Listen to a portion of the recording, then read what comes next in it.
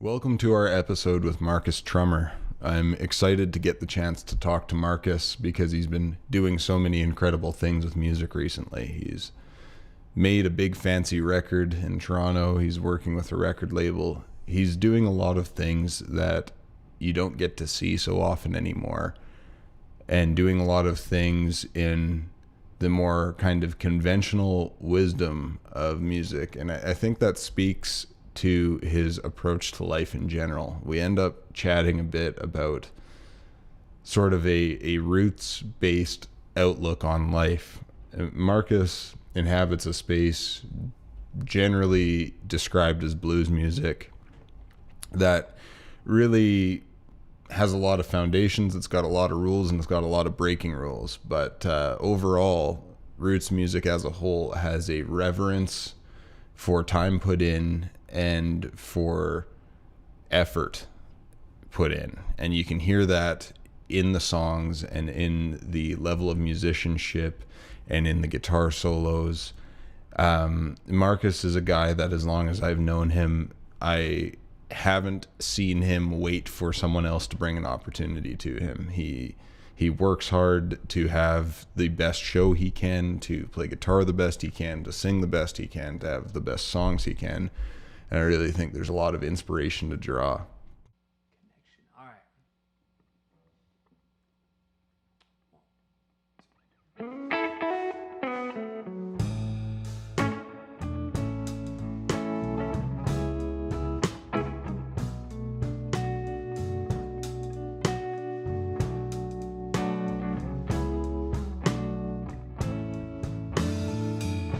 The days are short and the nights are long. These are cold and bitter times. Politicians doing people wrong, only looking to divide.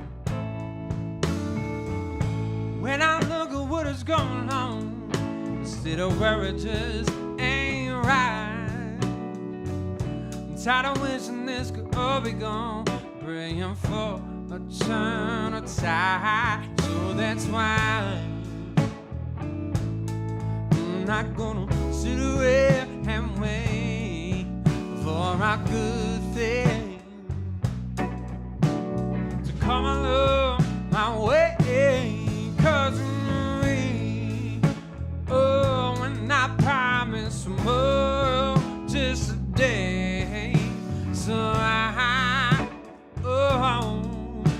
I'm waiting for change. Well, it's true, it's never our day to be running against the wind. So many choose the line still, hoping they can get ahead. And in this broken world, sometimes I feel so damn hard to find a way, yeah. Oh, that's why we got to fight for love and keep it real. That's what matters in the end. So that's why, oh, I'm not gonna sit away and wait for a good thing to come along my way. 'Cause we, oh, when I promise tomorrow, just a day, so I'm waiting for change.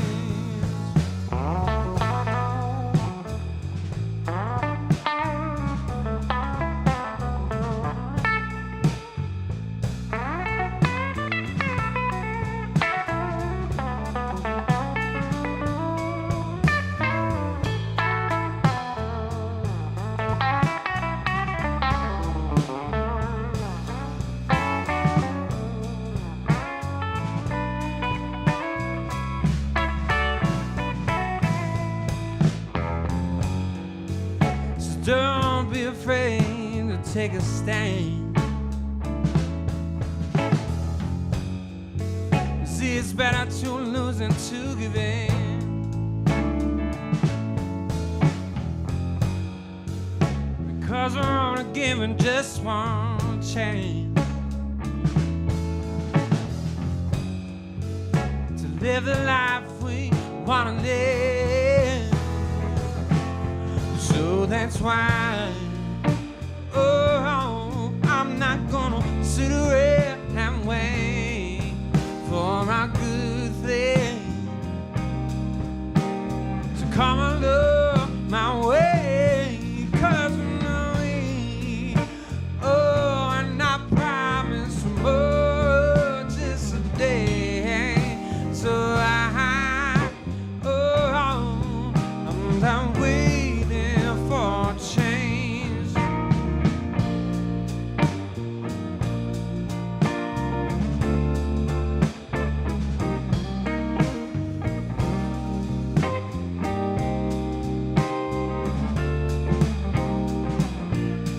'Cause I'm knowing, oh, and I promise more just today. So I'm done waiting for a change.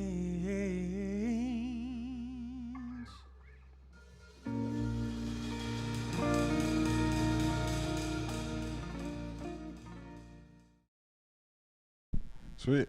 All right.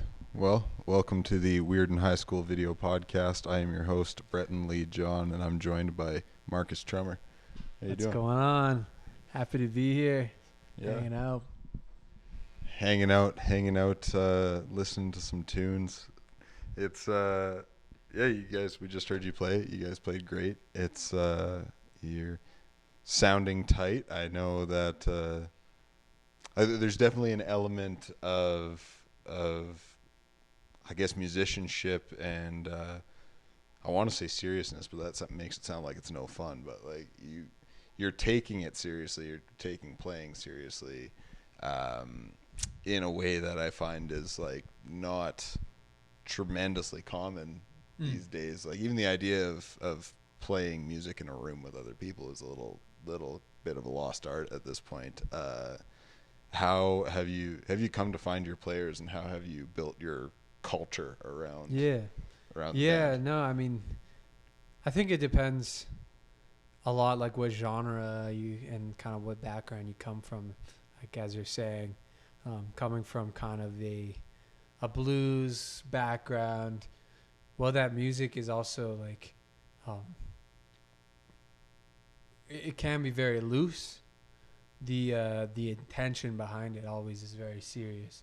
It's always about like conveying a very meaningful, emotion, and then obviously with also incorporating elements of soul music and R&B and all that.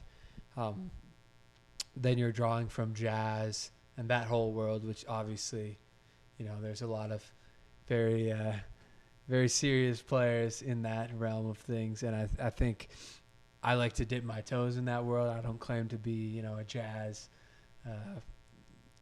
musician, or I've studied it casually, but never in a school context or anything like that, university level.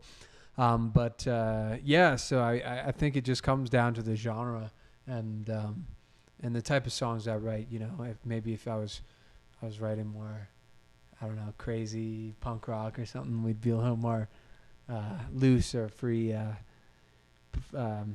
kind of rock out. But it's we like to make good music, and we like I do believe like the intention behind what you're doing really matters, because there is a kind of a spiritual element to art, and the lyrics you're writing, and you being a songwriter, I'm sure you can relate to this. You might not take the performance as serious, but your songwriting, the lyrics, the time you spent crafting those as a singer-songwriter is very important. So all around, I think just tapping into that and realizing that there is a kind of a deeper realm that that music allows us, normal people to, reach into just a little bit, There's something in that too. Talking about being a songwriter, it's like at least for me in the context of if I'm playing by myself, it's like when I flub a note, like there's nothing to maybe fill in the blank or to take place of that, but it's also not necessarily the focus either. In that, I mean, if I look back at like Townes Van Zandt records and stuff, there's definitely like there's all Bob sorts Dylan. of things funky with the finger picking, but you're not there like you're not there for that in that context. But I even got to see Bruce Springsteen when he was in town. I mean, the guy, he's not the world's greatest singer, you know what I mean? But like the songs, the lyrics, and then how it all ties together with the band, right? Like it's, and with blues, we do embrace the imperfections. With that being our background, we embrace the wrong notes, like, because you can always make it work. If you hit a wrong note, just phrase it and you'll make it sound good, and just bend it into tune or whatever. Right. So it's we do take it serious, but we also I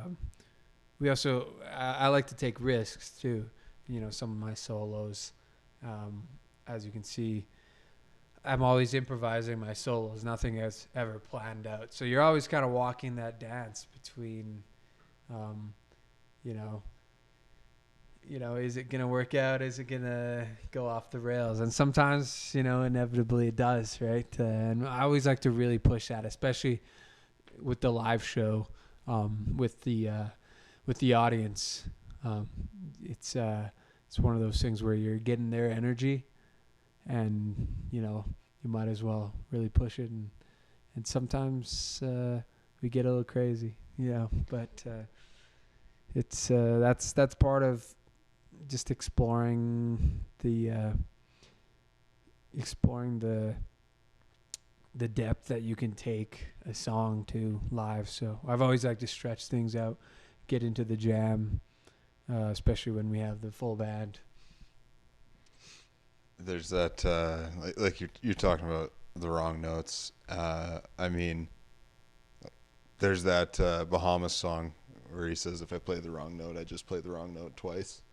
Like the John Mayer repetition makes it real thing. Yep. Like, but it is also, I mean, I've taught a fair bit of guitar, and it's funny when you're trying to like endow a student with the major scale and teach them music theory, and then they go, sweet, I want to learn this Nirvana song, and you go, well, now I can't teach you the music theory with this Nirvana song because it flies in the face of it. And it, most definitely, right? Like it like there's, I'm trying to think of the specific examples, but even like Master of Puppets has this like descending chromatic run. There's all sorts of Metallica stuff that like doesn't make sense theoretically, and then like those guys have their names on guitars in stores, like so it's I guess to further that question, like where do you feel that there's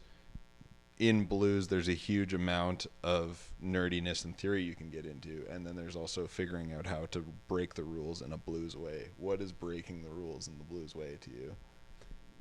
Yeah, I mean, one of the traps I think you can fall into as a blues artist is just sticking to like the traditional 12-bar format. So like a lot of traditional blues songs follow the same pattern, and they go 1-4 back to the 1-5 4-1. You know what I mean? It's a very formulaic thing, And that's cool. And I like doing that sometimes. And it's also good to understand that that's kind of like a really good foundation. But I've never, liked to limit myself. And I think that's something that you can kind of fall into, is just writing the same progressions over and over. And I always wanted to push the boundaries. I mean, all the artists that I love have done that. Even blues musicians who are very traditional, they still put soul songs on their record. They still do major blues. It's not all the same, So, and then so that's a big part of really breaking the rules. I think is just not limiting yourself to that one definition of what blues is, and kind of opening up, because blues, it's the really, like I've heard it said, it's the root, and then all the other genres are the fruit, of the tree, and so you can be a blues artist and still like rock and roll, still like hip hop, R&B, like all these genres that can be traced back to the blues. And what I'm trying to do personally with my music is sort of bring all those things together and make my own thing out of it all. So inherently I'm going to break some rules, Right. With, like, in any time you're associating yourself with any kind of roots genre, like if you are into folk music, there are tropes of folk music, and if you're into country music, there are tropes of country music, and blues, obviously there are tropes of blues. How do you approach writing in a way that I guess pays homage to history without trying to do something that is you and that hasn't been done already? Yeah. I think just staying authentic to my experience when writing really helps. Like, I feel like you can be musically inspired by a genre and be really deep into that. But in terms of like the songwriting, you always have to write about your own personal experiences, your own life. I'm not going to go and, write these blues songs about, whatever, my wife cheated on me or whatever. Like, there's all these things. I've never been married, you know what I mean? Yeah. Like, these blues cliches, and so, I've always just written about my own experiences. My record that just came out, it's a lot about just growing up the past 5-6 years of my life, kind of that transition from being a teenager to like being an adult, and going through that, and I think through that, I'm able to just do what I do and not get caught up in trying to be like an imitation of the past. I just do my thing, and I don't even necessarily call myself a blues artist, but people want to put that label on me. I'm more than happy to take it. Yeah, I mean, it definitely, I mean, what really are genres, right? Like, I don't know. There's just like, just because that's the world I'm living in a lot lately, it's like country somehow is Luke Bryan, which sounds like every other pop song on the radio, but it's also old school Wilf Carter. And those, if you listen to a Luke Bryan song back to back with a Wilf Carter song, it's gonna sound not at all like the same kind of music at all. I mean, It's in a different world for sure. You can definitely make that same argument when it comes to like, actually maybe there is something, as I'm saying this about blues, like there maybe is more of a traditional culture involved in blues. Like if I think of modern like people hitting it big in like blues, air quotes, but like Like a Marcus King record definitely isn't outside of the scope of like stuff you would have heard 40 years earlier either. Like it's not the same, but it's not like you can feel you can feel the touchstones there, but kind of moving away from these more kind of philosophical questions about it. Your new record is something I don't think a lot of people do nowadays, which is you went and you made a record in a like nice studio in Toronto. It sounds really great. You've got great players on it. How did that come to fruition? Who played on it? Where'd you do it? Tell me about making the record. Yeah, I mean, I guess these days a lot of people do like bedroom recordings and stuff, but when you're doing what I do, working with a real band, and every instrument is a real instrument, you got to do it the old school way. You got to go to a studio. You all got to be in the room together pretty much. And so that's what we did. I ended up getting hooked up with a label in Toronto called Gypsy Soul Records, and then got the opportunity to go out there. There's a studio called RHC Music, and it just worked out, well. My brother Silas Trummer plays the drums on 9 out of 10 songs, and then the rest of the musicians were all sort of Toronto session guys that have played on a bunch of the Gypsy Soul albums. So yeah, we just we flew out there.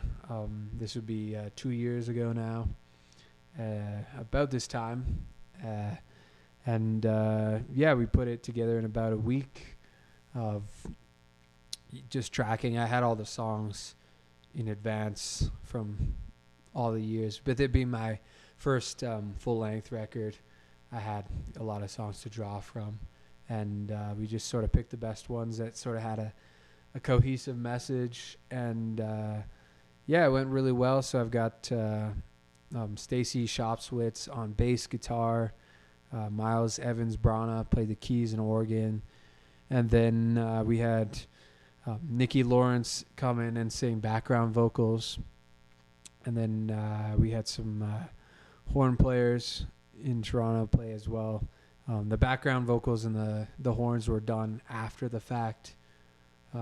But pretty much everything was recorded live together outside of that stuff. And I'm super, super excited about the album.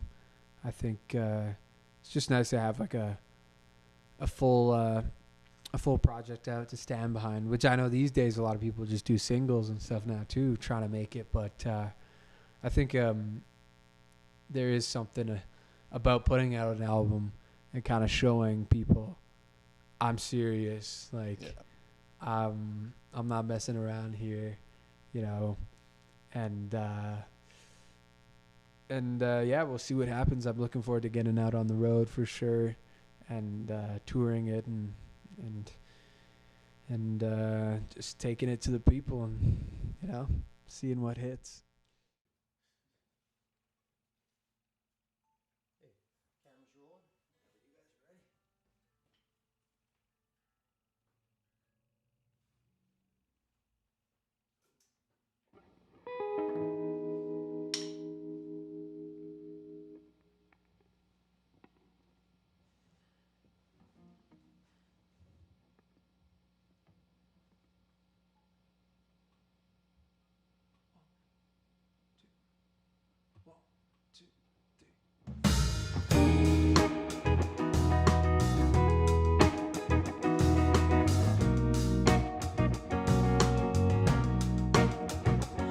It's easy to feel down in this time of struggling. When you take a look around, so many people out here suffering.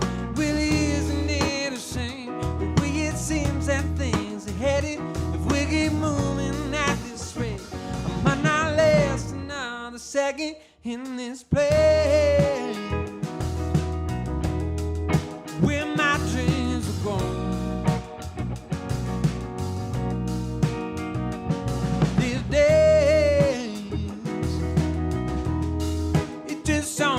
like home. So I'm ready to go. I'm ready to go. See, if we used to shake each other's hands till everyone hello, then we won't make contact. When did we get so cold? Surrounded by this worry, with the future so unclear. I don't want this to be my story. It's getting hard to persevere in this place where my dreams are gone. The days, it just don't feel like home.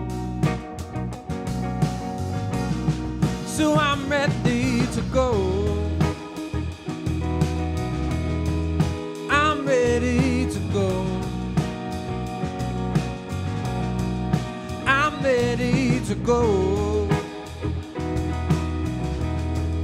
I'm ready to go.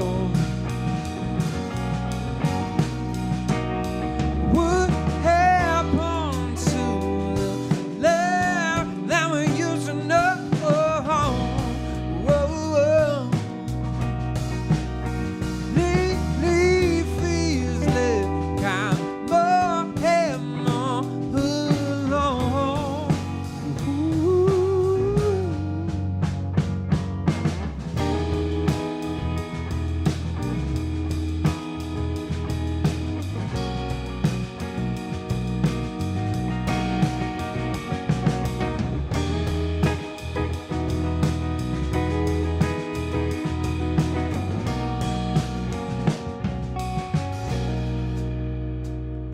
We abandon understanding?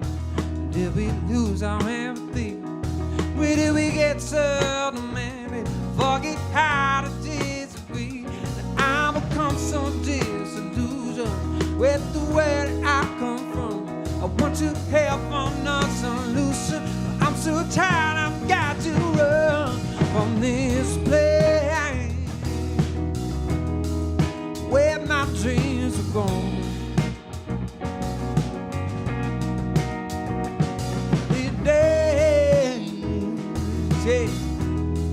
It just don't feel like home. So I'm ready to go. Oh, I'm ready to go. Said I'm ready to go. Oh, I'm ready. I'm ready. I'm ready. I'm so ready to go. Yeah, yeah. Oh, oh, yeah.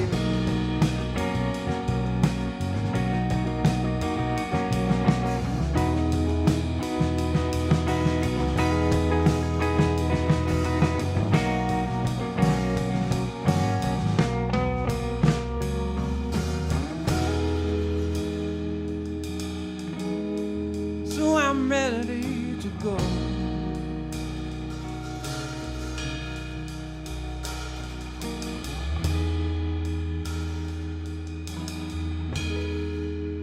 I'm so ready to go, yeah.